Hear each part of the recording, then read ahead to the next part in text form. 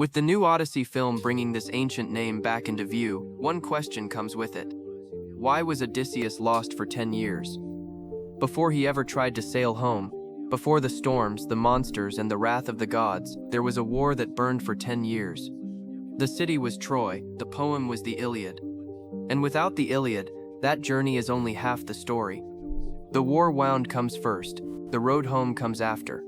So this series begins at the source, Homer, not as homework, not as museum dust, but as the old root of Western storytelling. War, glory, death, revenge, love, fate, and exile, all of them are already here. And at the center of both poems is one question: what does war do to a hero who still has to live? The Iliad is the poem of war. The Odyssey is the poem of return. One belongs to the walls of Troy, the other belongs to the open sea. One is rage, the other is the long hunger for home. Put them together and you get the world of Homer. That is the world this series will enter. Tradition gives both poems to a name, Homer. But who Homer really was remains uncertain. He may have been one poet, he may have been the voice of many singers. What matters is this: the stories were carried by memory, sung from one generation to the next. They came out of an older world, a world of bronze, chariots, kings, and burning cities. Then that world collapsed, palaces fell, trade broke apart, writing disappeared. For a time, memory had to live in song. When Greece rose again, those songs were written down, and two doors opened. One door led to the battlefield of Troy, the other led to the voyage of Odysseus. We enter the first door now. The Iliad does not begin at the start of the Trojan War. It begins after 9 years of bloodshed, when Agamemnon dishonors Achilles.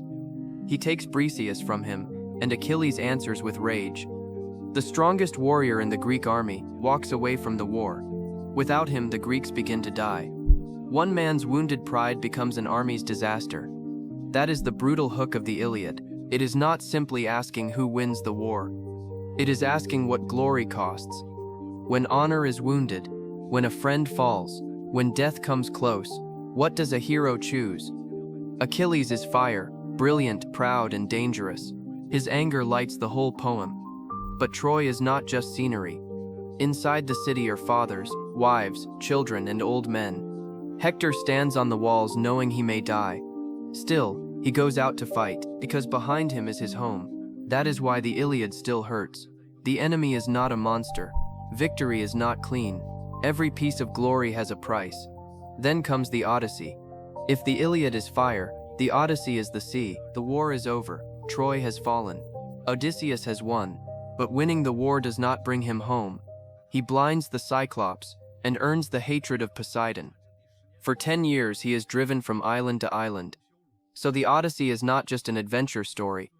It is about a soldier after the war. How does he become a husband again? How does he become a father again? How does he become a king again? And more than that, how does he become human again? That is why the story connects so easily with a modern film audience. The monsters and gods pull people in, but the reason they stay is simpler. Odysseus wants to get home. So this series will not bury the story under academic jargon. We will follow the main road, the people, the conflicts, the choices, the moments when one decision changes a life. You will see Zeus, Hera, Athena, Apollo, and Aphrodite. The gods step into human affairs, but they are not distant or perfect. They envy, they argue, they take sides. Sometimes they look more human than the mortals do. And the heroes are not perfect statues either. Achilles is violent. Hector is burdened. Agamemnon is proud. Odysseus is clever, wounded, and tired. That is Homer's gift. He does not give us flawless heroes. He gives us people with cracks in them. The greater the hero, the clearer the crack. That is why these poems still live after almost 3,000 years. In an age of exile, people see the Odyssey. The young see Achilles' anger. The weary see Odysseus' exhaustion. Empires see the Trojan War. Ordinary people see one thing: I want to go home. Homer is not only showing us the ancient world, he is showing us a condition we never escape. We want glory, but we fear death. We chase victory, but we must carry loss. We want to become heroes, and then learn that the hardest thing is not winning a war. It is finding the road home after the war is over. That is why this series begins with the Iliad, before it moves toward the Odyssey. First we watch war devour its heroes. Then, We follow Odysseus out to sea, toward the Cyclops, the sirens, the storms, and the long road home. If the Odyssey is the story of return, then the Iliad is the fire one must pass through first. Now we begin outside the walls of Troy, with the rage of Achilles.